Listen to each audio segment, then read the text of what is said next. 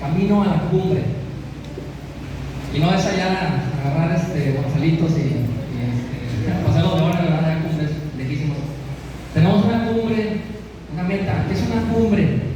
Una cumbre, según el diccionario, es la parte superior de un monte, es la cima, es la mayor elevación de algo. También se le puede llamar cumbre a el máximo grado que puedes alcanzar.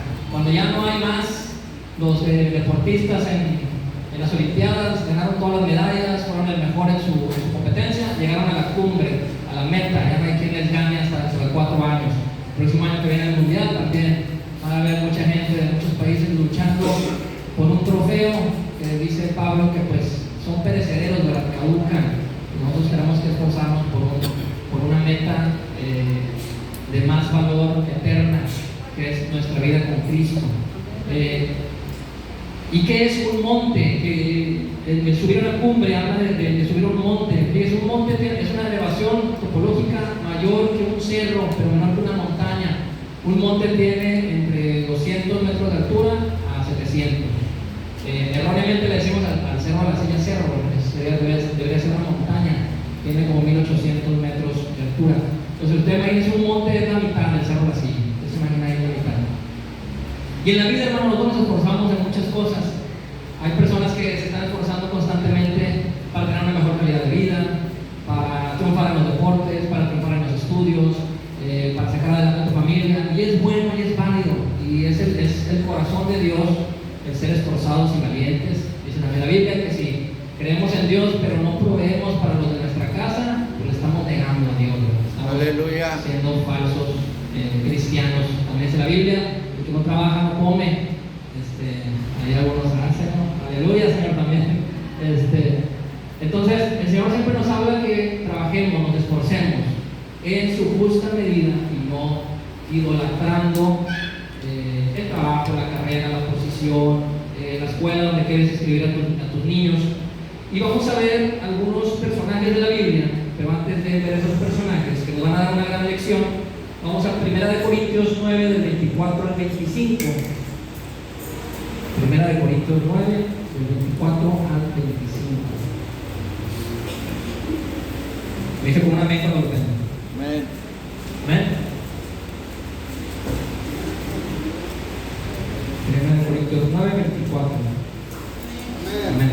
Dice: ¿no sabéis que los que corren en el estadio, todos de la verdad corren, pero uno solo se lleva el premio? Corred de tal manera que lo obtengáis. Todo aquel que lucha, de todo se abstiene. Ellos a la verdad para recibir una corona corruptible, pero nosotros una incorruptible. Amén, amén. O sea, ahí nos está diciendo el Señor, por medio del apóstol Pablo, que hay metas, como les decía, hay montes, hay cumbres que las personas nos esforzamos por obtener.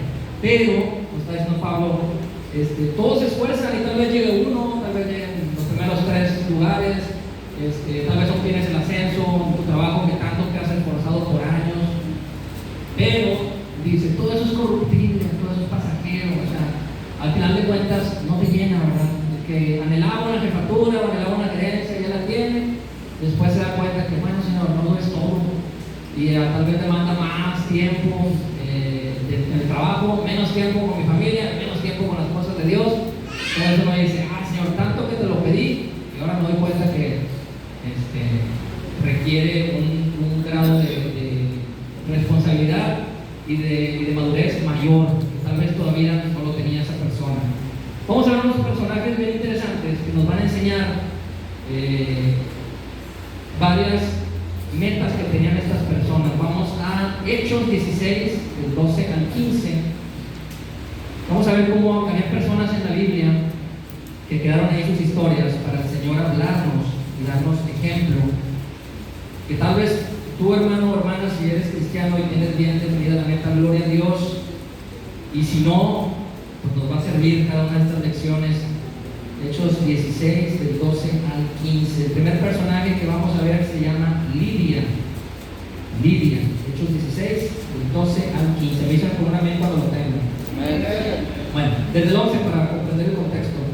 Dice: zarpando pues de Troas, venimos con rumbo directo a Samotracia y el día siguiente a Neápolis, y de ahí a Filipos, que es la primera ciudad de la provincia de Macedonia, y una colonia. y estuvimos en aquella ciudad algunos días. Y un día de reposo salimos fuera de la puerta, junto al río, donde solía hacerse la oración, y sentándonos hablamos a las mujeres que se habían reunido.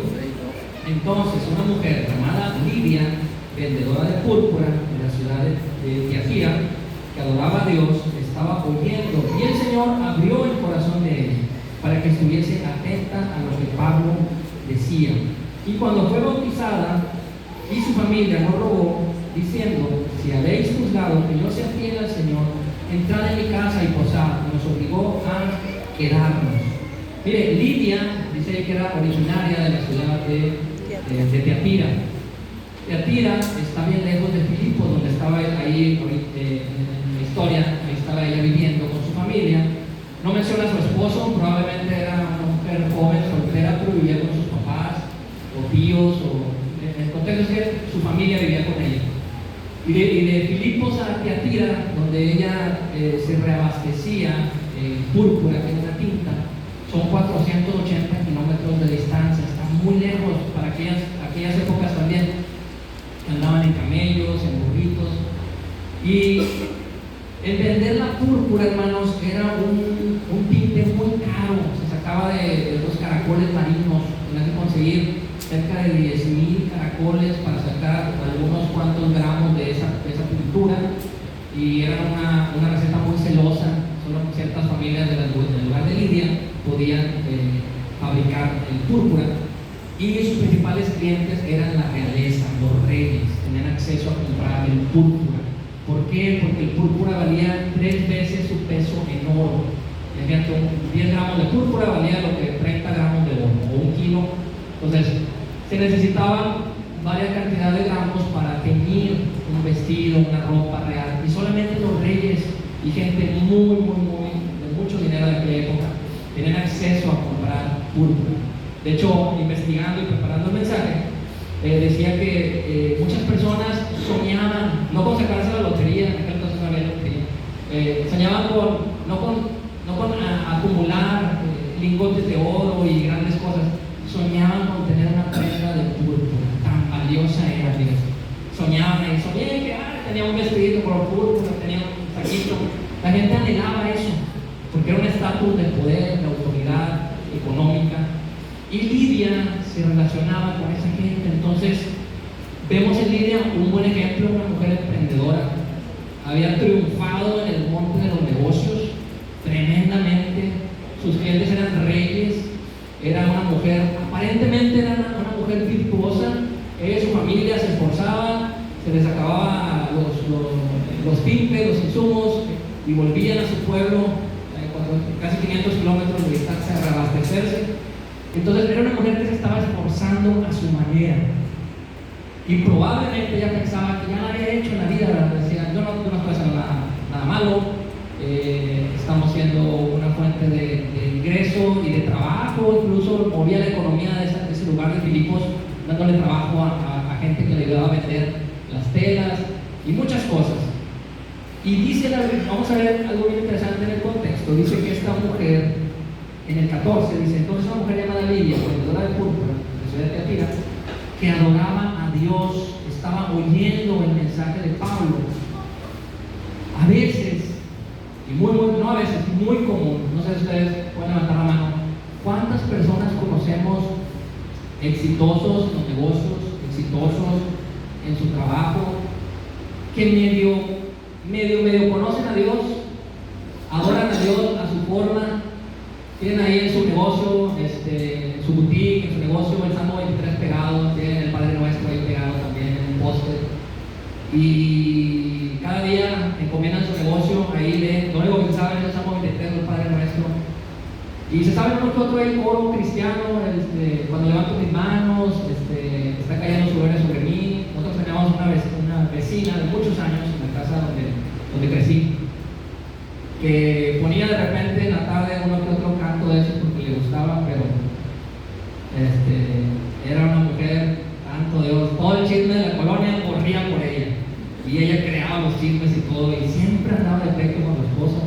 Fumaba ella y su esposo como si fueran trenes, chimeneas, y medio que conocía a Dios, pero en realidad su testimonio, su corazón no lo conocía. Entonces, así estaba Lidia, y así están a veces muchos de nuestros conocidos, muchos de nuestros familiares, muchas de las personas allá encumbradas en las mejores colonias de San Pedro, de Monterrey, que en su corazón quieren agradar a Dios y dan grandes donaciones caritativas, millones de pesos dan, y uno puede decir, qué bueno, tal vez ya se está ganando el cielo, se está ganando la aceptación de Dios. Y pues no es por obras, no es por qué tanto bien puedas hacer a la comunidad. Si está en tu mano hacerlo, qué bueno, hazlo, dice la Biblia. Si está en tu mano hacer el bien, hazlo, no lo frenes. Pero así hay muchas personas engañadas, encerradas en un círculo que se llama el monte de los negocios, digamos así, o la cumbre de los emprendedores, que se esfuerzan y quieren obtener más, tener un patrimonio para su familia, y medio conocen a Dios, pero no le conocen. Y fíjate cómo lo interesante, dice, que ella estaba ahí adorando a Dios, pero dice, estaba oyendo, y entonces dice, y el Señor, con mayúsculas, o sea, el Espíritu de Dios, el Señor, abrió el corazón de ella para que estuviese atenta a lo que Pablo decía, y luego en el 15 dice que fue bautizada. Entonces, ella no era salva. Todos pueden decir, es un modelo a seguir en la comunidad, qué padre, muchas mujeres jovencitas quisieran haber sido como Lidia. Mira, una mujer esforzada, le va bien, no tiene carencia, ya tiene asegurada el ingreso económico hasta de sus nietos y bisnietos, y como que conoce a Dios, se sabe uno que otro canto de la Biblia, de repente viene un domingo que alguien le invitó, pero no ha entrado Cristo, no se ha abierto su corazón al mensaje de Dios. ¿Cuántas Lidias hay por ahí? O lidios, hombres, en caso de hombres y mujeres. ¿Cuántos conocemos por ahí y decimos, tal vez mi jefe, señor, es así, o el dueño de la empresa donde trabajo, o fulanito de tal, o fulanita de tal?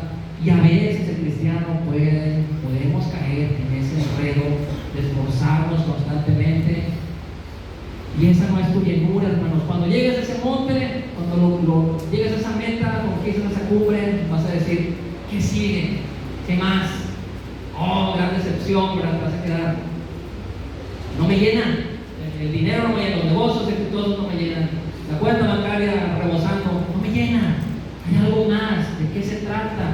Es Dios, obviamente. Entonces, Lidia es un ejemplo muy interesante de cómo aparentemente es una mujer virtuosa, pero le falta aún lo más importante, el ingrediente, que es Cristo Jesús.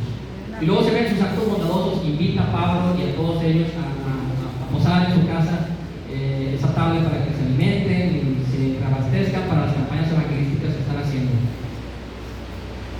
Hay otro personaje que vamos a ver, vamos a Juan capítulo 3, muy conocido este personaje, Nicodemo.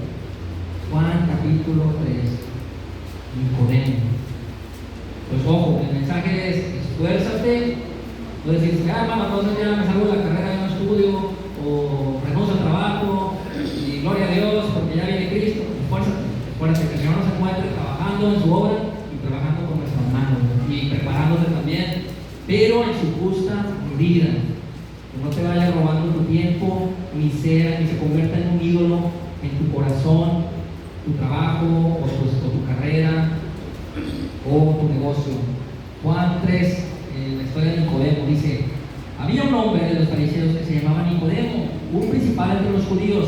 Este vino a Jesús de noche y le dijo, Rabí, sabemos que has venido de Dios como maestro, porque nadie puede hacer estas señales que tú haces si no está Dios con él. Respondió Jesús y le dijo, de cierto te digo, que el que no naciere de nuevo no puede ver el reino de Dios. Vamos a leer el 9 al 10 también. El 9 dice, respondió Nicodemo y le dijo, ¿cómo puede hacerse esto? Respondió Jesús y le dijo, ¿eres tú, maestro de Israel, y no sabes esto? Nicodemo había alcanzado la cumbre del mundo religioso, de la religión de su época. Nicodemo, dice ahí, era un principal entre los judíos, y el mismo Jesús le dice, tú eres maestro de Israel y no lo sabes. Para que Jesús le haya dicho, tú eres un maestro de Israel, no era cualquier aprendiz de las escrituras, no era cualquier ahí escriba novato, era de los líderes del Sanedrín, era un grupo de 70 personas, la cumbre política, judicial y religiosa de esa época. Y eran 70 más uno, más el sumo sacerdote, eran 71. Y Nicodemo era parte de ellos.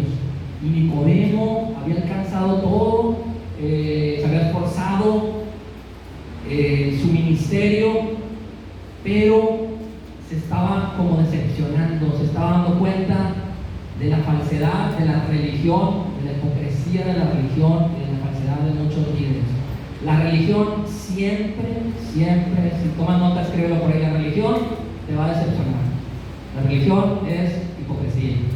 La relación con Dios, la relación con Cristo, una iglesia que sigue a Cristo, una iglesia que no solamente es un club social para cubrir el domingo y hacemos anuncios bonitos y un evangelio light para que los jóvenes se sientan bien y les ponemos aquí luces láser y todo y invitamos a motivadores o etcétera. Eso es religión y eso es un hueco y eso te va a decepcionar. Vas a decir, aquí no está Dios, necesito a Cristo, esto no me huele, no me sabe a mi Señor Jesús. Entonces así hay muchas iglesias desde hace 2000 años a la fecha, mucha gente que se malvive queriendo aceptar, queriendo recibir la aceptación de Dios, rezando el rosario, rezando X Padre Nuestro, los católicos, muchas religiones rezan el Salmo 23, hacen obras de caridad, van a un convento, dedican su vida a hacer votos de castidad y nunca se van a casar. Y es triste, hermano, es triste esa gente que quiere ganar en el monte religioso, quiere sentirse más espiritual en sus propias fuerzas. Es triste, porque uno dice, echan a desperdiciar su vida. Las personas ahí metidos en un convento, o las personas, o incluso en iglesias, entre comillas, cristianas, que idolatran su ministerio, o idolatran al líder por encima de la palabra. Así nacen muchas sectas, póngale ahí también, escríbale. Si tú idolatras a tu líder por encima de la palabra de Dios, estás en camino de una secta. Entonces, siempre la palabra, a todo el que nos paremos aquí, o el que dirige cualquier ministerio, la palabra es la que nos debe de corregir. Aleluya. Y encauzar. Si no, ahí vamos a estar creando sectas tantas que existen, que Jesucristo los salve, todos ellos se arrepienten. Entonces, Nicodemo había alcanzado ya eso, ya estaba ahí. Y Nicodemo reconoce a Jesús cuando se acerca. En el versículo 2 le dice, vino a Jesús de noche. ¿De noche por qué? Porque los andaban persiguiendo. Bajo protesta, bajo votación, habían dicho, el que siga a ese Jesús, esos 71, el que siga a ese Jesús lo expulsamos del Sanedrín. El que siga a ese Jesús, hasta pena de muerte puede ir. Y lo excluimos de la sociedad, le cancelamos sus cuentas del banco, le cancelamos todo, porque no nos parece y no nos gusta ese Jesús. Entonces, dice que vino de noche Nicodemo y le dice, Rabí, sabemos que has venido de Dios como maestro, porque nadie puede hacer estas señales que tú haces si no está Dios con él. Fíjate su anhelo de ese hombre. Es como una María que estamos viendo en la escuela dominical, que expuso su vida a que fuera apedreada cuando es fecundada milagrosamente por el Espíritu Santo su vientre, y ella no huye de José, no se va al exilio y dice no, porque sino ella le dice a Dios humildemente y como un mártir, poniendo su vida, decir, Señor, hágase tu voluntad con tu sierva. Si me has escogido, pues bueno, soy bendita entre las mujeres y haz tu voluntad. Ella sabía que podía salir en la calle, la podían agarrar a pedradas porque le iban a juzgar falsamente de que se metió con alguien antes de estar casada, o se metió con alguien que no era su prometido. Y así también este hombre va. Lo pudieron haber encontrado en la noche, sí. De hecho, los judíos tienen los mejores espías del mundo hasta la fecha. Y en esa fecha lo pudieron haber encontrado. Y ese hombre expone su vida, expone toda su historia, todo lo que le había costado años llegar al Sanedrín. Son años, hermanos, que esas personas se aprendían las escrituras de memoria, te hacían exámenes. Si usted se llora y se queja de los exámenes del Instituto Bíblico, Juan Carlos, hermano, no es nada comparado con el Sanedrín. Te ponían a que recitaran libros completos, Isaías completo y no sé qué, con punto y coma, y eran muy rigurosos. Y años ese hombre hombre esforzándose y dijo: creo que Cristo vale más que todo lo que me he esforzado. Quiero conocer a Él. Quiero conocer a Él. Y le reconoce como un maestro. Dice: Rabí, tú parece ser que tú vienes. Dice: Rabí, has venido de Dios. Dice: sabemos. Fíjate cómo lo dice en plural: sabemos que has venido de Dios. Había más de uno dentro del Sanedrín que reconocía a Jesús. El otro es José de Arimatea, otro hombre que también dice la Biblia en Mateo 27, 57 y otros versículos. Dice que ese hombre era principal entre los judíos, miembro del concilio, y que él no, Mateo 27, 57, y que él no consintió en crucificar a Jesús ni en juzgarle y decir tantas mentiras de que él estaba diciendo, eran falsas acusaciones. Y él también era miembro del concilio del Sanedrín, era otro de esos sabemos que tú has venido de Dios. Tal vez eran más de dos, pero al menos más de uno. Era Nicodemo, José de Arimatea y tal vez algunos más. Entonces, el monte de la religión te va a decepcionar si no estás buscando a Cristo y estás poniendo tu mirada en tu ministerio, tu mirada en los milagros, tu mirada en solamente el estudio y llenarte de discipulados, de estudios, pero no ha entrado aquí. Esos hombres estaban así. Jesús los enfrentó y les dice: ustedes dicen que es Corbán, no voy a entrar a mi padre y a mi madre, me llaman la ley del Corbán, porque lo que me sobre se lo voy a dar a Dios. Doy el diezmo y si me queda un cachito extra, papá, mamá, ni modo, aunque ya estés viejito, pues que me mueres de hambre, y porque me doy los golpes de pecho, y para el Señor es eso. Estaban tergiversando, estaban manipulando y quebrantando uno de los mandamientos de honra a tu padre y a tu madre, para según esto darle a Dios más. Cuando ya habían cumplido sus diezmos, ofrendas, era gente mala, gente perversa, gente que tenía mucho estudio, pero no tenía la palabra aquí adentro, no tenía Cristo aquí adentro. Entonces, Nicodemo y José de Arimatea muestran personas que se esfuerzan en el monte de la religión, han llegado a la cumbre, tienen todos los méritos. Hay gente así, hermano, y yo creo que a Dios le da una repugnancia, gente que tiene su tarjeta de presentación, hacedor de milagros, le profetizo, le hago esto, le hago lo otro, le hago campañas, fulanito de tal, llámenme. ¿Usted cree que eso le da la gloria a Dios? No, son hombres que le están esforzando en sus fuerzas en promoverse, en sus fuerzas en que yo y lo vean a Él. Y no son personas, cuando una persona de esas llega y los escuchas predicar, dices: pues puro yo, y hice yo, y yo esto y yo lo otro, y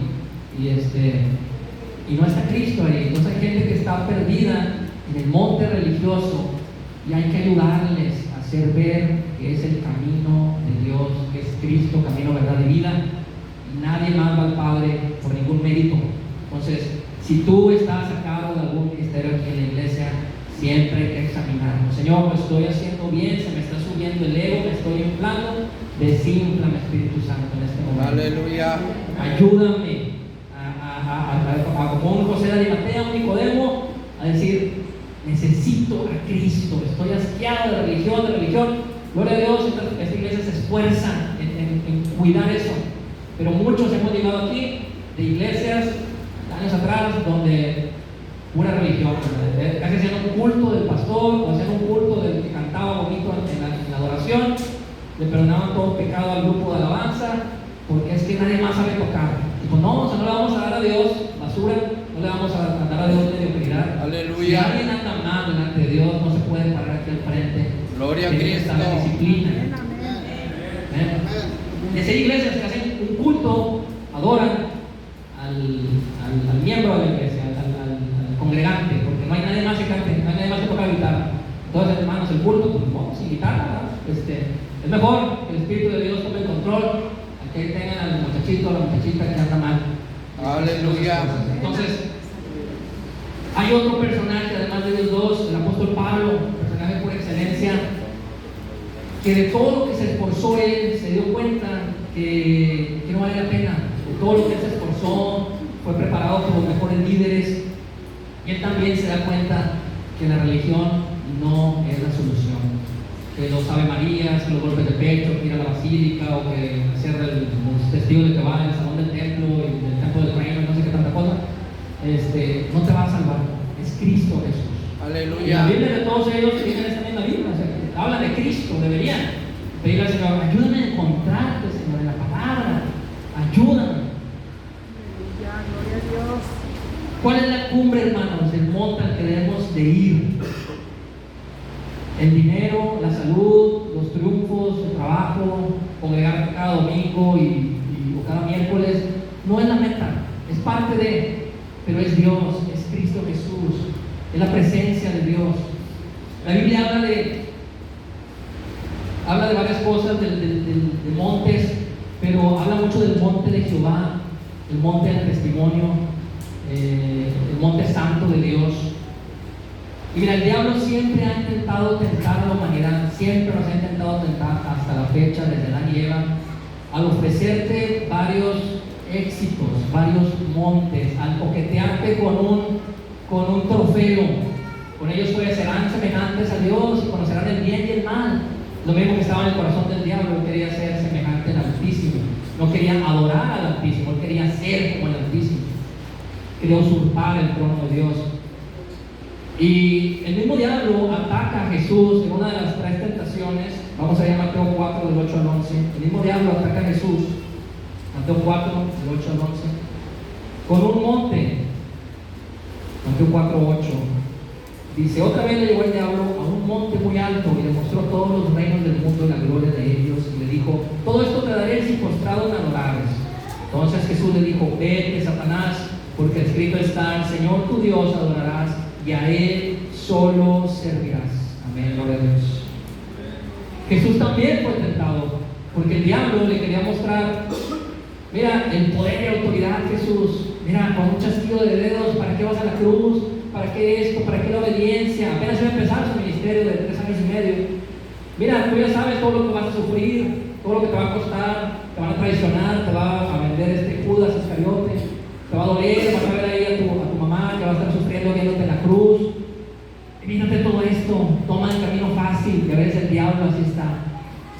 Mucha iglesia, no hombre, ya no ores, ya no busques al Señor, súbete a tocar sin tener un devocional con Dios diario, súbete a predicar, baja algo ahí de internet y al vapor y súbete. Así va a estar el diablo queriéndote atacar. O te va a estar el diablo atacando, no precisamente si dedicas como congregante. Ya no perdones a esa persona que te hizo tanto daño. Mira, y te lo vuelvo a recordar. ¿Para qué lo perdonas? Mira cómo está ahí gozándose y todo. Sino pídele a Dios que ejecute venganza, gloria a Dios. Hace muchos predicadores. Ejecuta venganza. No. Misericordia, Señor, que se arrepientan. Si no quieren, allá el asunto de ellos contigo. Entonces, el diablo está atacando siempre, tentando, y Cristo lo venció por medio de la palabra de Dios correctamente. Dice la Biblia, es uno de los versículos favoritos míos, te lo paso de receta cuando el diablo está atacando tu mente, está atacando tu espíritu. Santiago 4:7, someteos pues a Dios, resistid al diablo y huirá de vosotros. Es una frase cortita, pero tiene un poder y unción, que cuando el diablo te está quejando, dile, a ver, me someto a Dios, te resisto, diablo, huyes en el nombre de Jesús. En Isaías 14, del 11 al 15, vamos a ver otro personaje. Isaías 14, 11 al 15, hablando de cuál es la meta, de cuál es el monte, cuál es la cumbre que queremos seguir. Hay personas y personajes de la Biblia que anhelaron el monte de Dios con intenciones malas. No querían acercarse al monte de Dios para adorar a Dios, sino querían acercarse con otras intenciones. Y uno de esos personajes es el diablo. Es una profecía que da Isaías, el escarnio contra el rey de Babilonia, pero está hablando en parte del rey de Babilonia, y en muchos versículos está hablando del diablo, dando una revelación de lo que pasó en la eternidad pasada, antes que fuera fundado el mundo, antes que aún el diablo se revelara, cuando aún se llamaba Lucero. Y ahí es donde el pecado entró con ese personaje.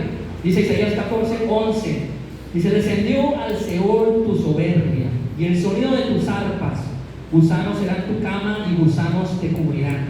El sonido de sus arpas, porque el diablo, antes de llamarse diablo, Lucero, lo creó Dios, como todos los ángeles, y lo creó como un ángel de adoración a Dios.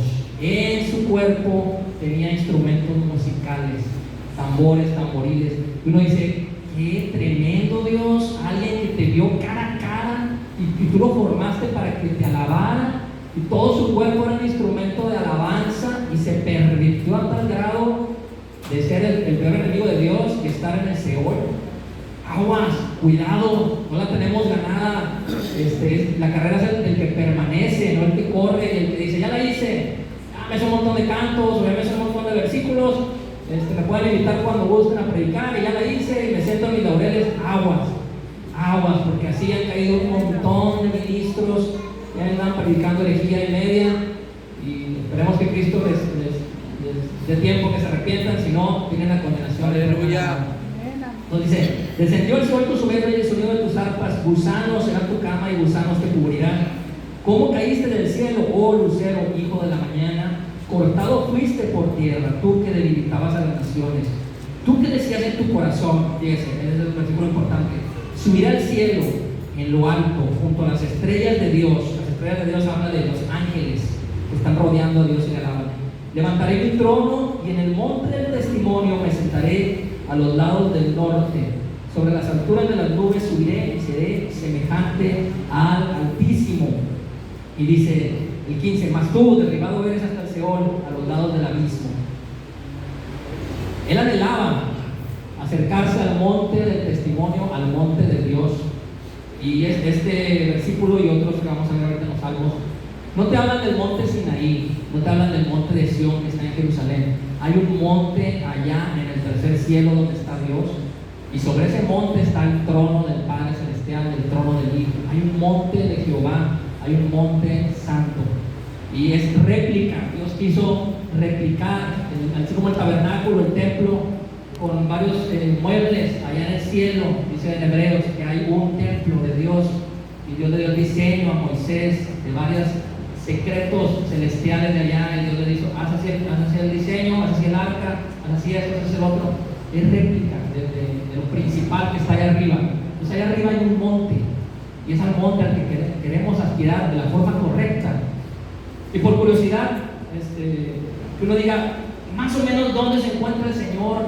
Pues el Señor está en todo lugar, es omnipresente, pero si uno digamos, ¿dónde está el trono de Dios? Fíjate en este versículo, dice, subirá al cielo, este cielo que vemos hasta las nubes, subirá al cielo, en lo alto, es el segundo cielo, las galaxias, las estrellas que tú ves en las películas de los planetas, las galaxias, y dice, sobre las alturas de las nubes, está hablando de otra altura más, otro escenario más, en un tercer cielo. También lo dice Pablo, yo vi visiones, no sé si en el cuerpo, fuera del cuerpo, me fue mostrado el tercer cielo y cosas increíbles que ni siquiera tengo vocabulario para explicarlo.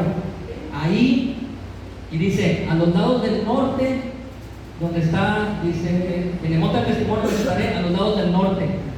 Hay una estrella que siempre está mostrándonos el norte, es la estrella polar. Entonces, muy probablemente en esa región, en esa zona de la estrella polar, ahí es el segundo cielo todavía, más arriba de eso, pero por ese rumbo, muy probablemente ahí está el trono de Dios, la presencia de Dios, el monte de Jehová.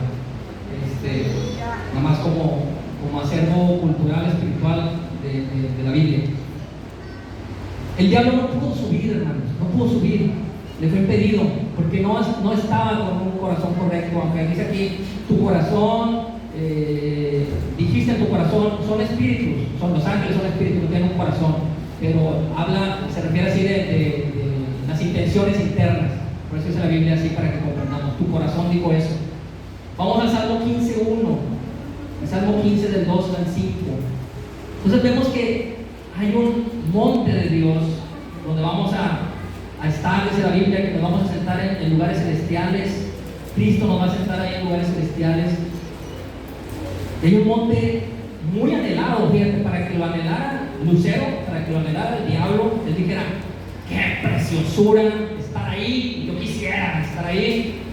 Es que es algo tan precioso, tan sublime, de todo el paraíso donde está Dios. ahí sentado y su hijo.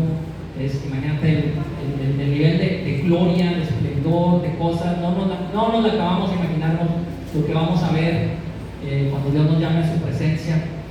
Dice Salmo 15:1, dice Jehová, ¿quién habitará en tu tabernáculo? ¿Quién morará en tu monte santo? El que anda en integridad y hace justicia y habla verdad en su corazón, y que no calumnia con la lengua, ni hace mal a su prójimo, ni admite reproche alguno contra su vecino.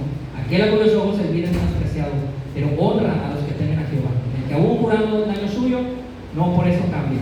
Quien su dinero no dio usura, ni contra el inocente admitió cohecho. El que hace estas cosas no resbalará jamás. Y también Salmo 24, del 3 al 5, es una copia espejo de lo que dice más o menos esos versículos. Salmo 24, del 3 al 5.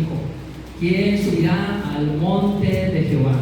¿Y quién estará en su lugar santo? El limpio de manos y puro de corazón, el que no ha elevado su alma a cosas vanas ni jurado por engaño. Él recibirá bendición de Jehová y justicia del Dios de salvación. Es una incógnita que se hace el rey David en ambos salmos, pero no es una incógnita intelectual, decir, ¿quién subirá, Señor, al monte Sinaí, allá en la península arábica? ¿O quién subirá al monte de Sión, allá en Jerusalén?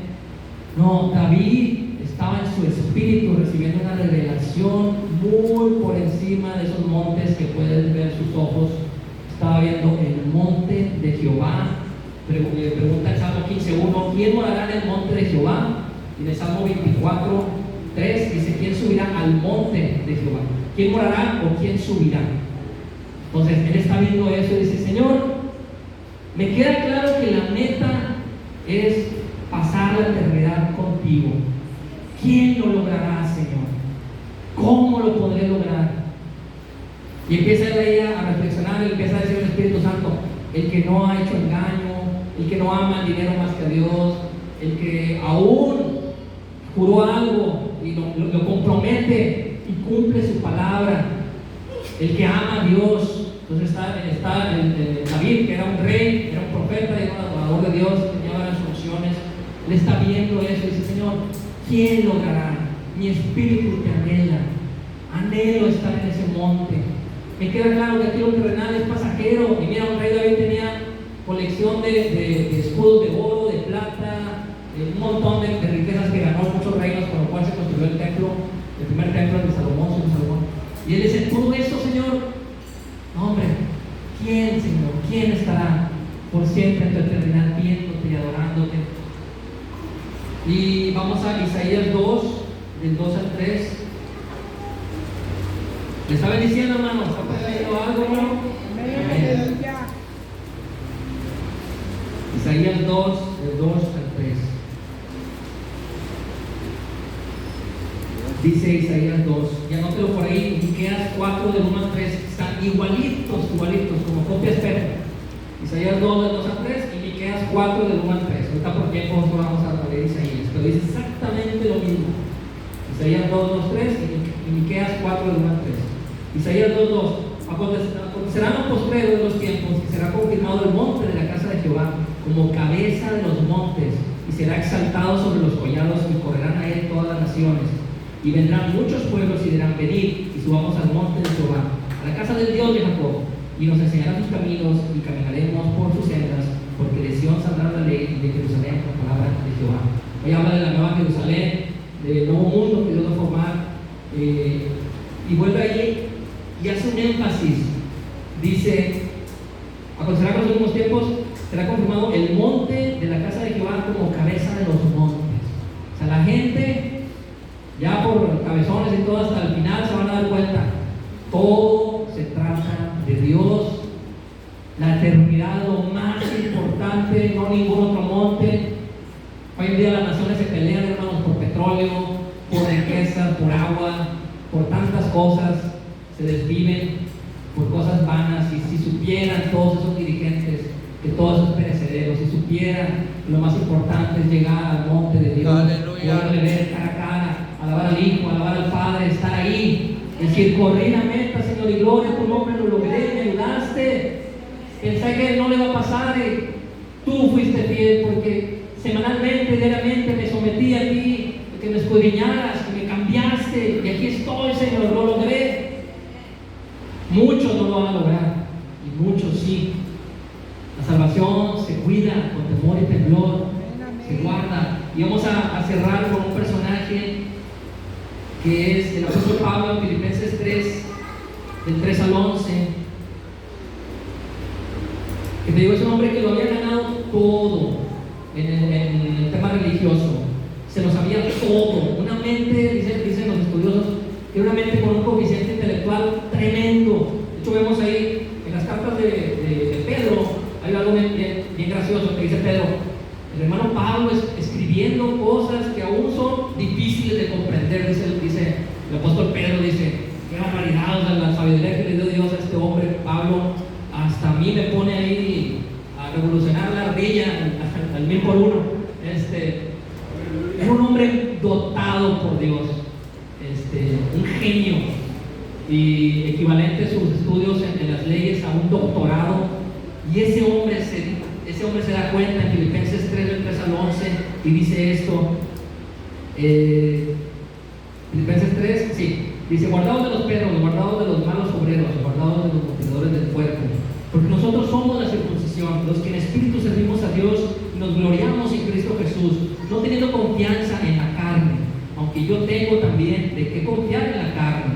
Si alguno piensa que tiene de qué confiar en la carne, yo más, circuncidado al 8º día, del linaje de Israel, de la tribu de Benjamín, hebreo de hebreos, en cuanto a la ley, fariseo, en cuanto a celo, perseguidor de la iglesia, en cuanto a la justicia que es en la ley, irreprensible.